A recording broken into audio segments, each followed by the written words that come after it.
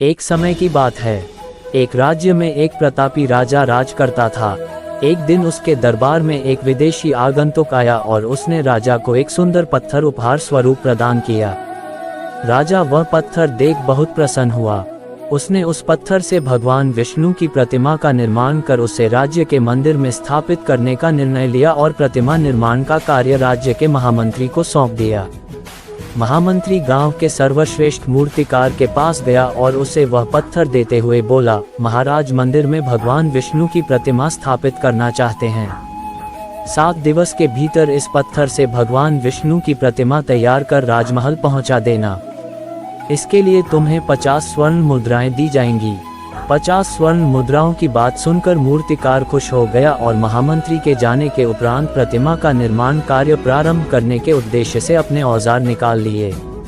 अपने औजारों में से उसने एक हथौड़ा लिया और पत्थर तोड़ने के लिए उस पर हथौड़े से वार करने लगा, किंतु पत्थर जस का तस रहा। मूर्तिकार ने हथौड़े के कई वार पत्थर पर किए, किंतु पत्थर नहीं टूटा।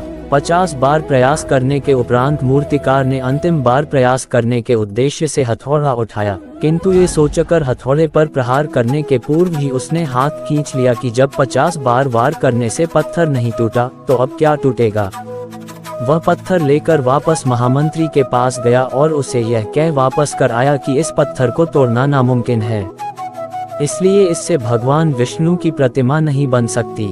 महामंत्री को राजा का आदेश हर स्थिति में पूर्ण करना था, इसलिए उसने भगवान विष्णु की प्रतिमा निर्मित करने का कार्य गांव के एक साधारण से मूर्तिकार को सौंप दिया।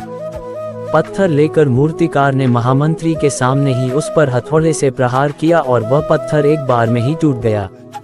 पत्थर टूटने के बाद मूर्तिकार प्रतिमा बनाने में जुट गया।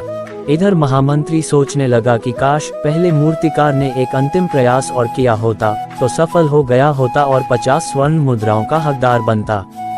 इस कहानी के मुद्दे आत्मनिर्भरता और साहस का परिचय होता है, जब मूर्तिकार को अचानक एक ब्रिज का निर्माण कार्य सौंपा जाता है जो विशेषज्ञता और साहस की आवश्यकता पूछता है। मूर्तिकार, जो पहले डर से जूझ रहा है, धीरे धीरे स्वयं को साबित करता है कि उसमें कौशल और समर्थन है। ब्रिज का निर्माण कार्य कठिनाइयों से भरा होता है, लेकिन मूर्तिकार का पूरा दृढ़ संकल्प इसे समाप्त करने में मदद करता है। उसका प्रत्येक प्रयास एक नई सीख लेकर आता है और उसका आत्मविश्वास और संघर्ष को आरोहण करता है। इस यात्रा में मूर्तिकार को सामाजिक समर्थन और सहयोग की महत्वपूर्णता का आभास होता है और उसे अपनी क्षमताओं का पूरा उपयोग करने में मदद मिलती है। इसके परिणाम स्वरूप वह अपने लक्ष्य को प्राप्त करता है और राजा के द्वारा सराहा जाता है। इस कहानी से हमें ये सीखने को मिलता है कि आत्मनिर्भरता और आत्मविश्वास से भरी यात्रा में हमें अपनी क्षमताओं का सही उपयोग करने के लिए तैयार रहना चाहिए। साथ ही सामाजिक समर्थन और सहयोग का अभ्यास करना हमें सफलता की ऊंचाइयों तक पहुंचाने में मदद कर सकता है।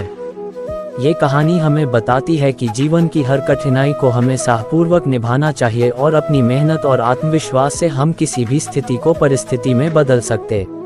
मित्रों, हम भी अपने जीवन में ऐसी परिस्थितियों से दो चार होते रहते हैं। कई बार किसी कार्य को करने के पूर्व या किसी समस्या के सामने आने पर उसका निराकरण करने के पूर्व ही हमारा आत्मविश्वास डगमगा जाता है और हम प्रयास किए बिना ही हार मान लेते हैं।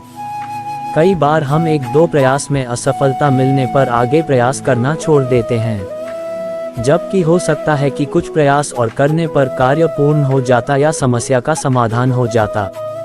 यदि जीवन में सफलता प्राप्त करनी है तो बार बार असफल होने पर भी तब तक प्रयास करना नहीं छोड़ना चाहिए जब तक सफलता नहीं मिल जाती। क्या पता जिस प्रयास को करने के पूर्व हम हाथ खींच ले वही हमारा अंतिम प्रयास हो और उसमें हमें कामयाबी प्राप्त हो जाए।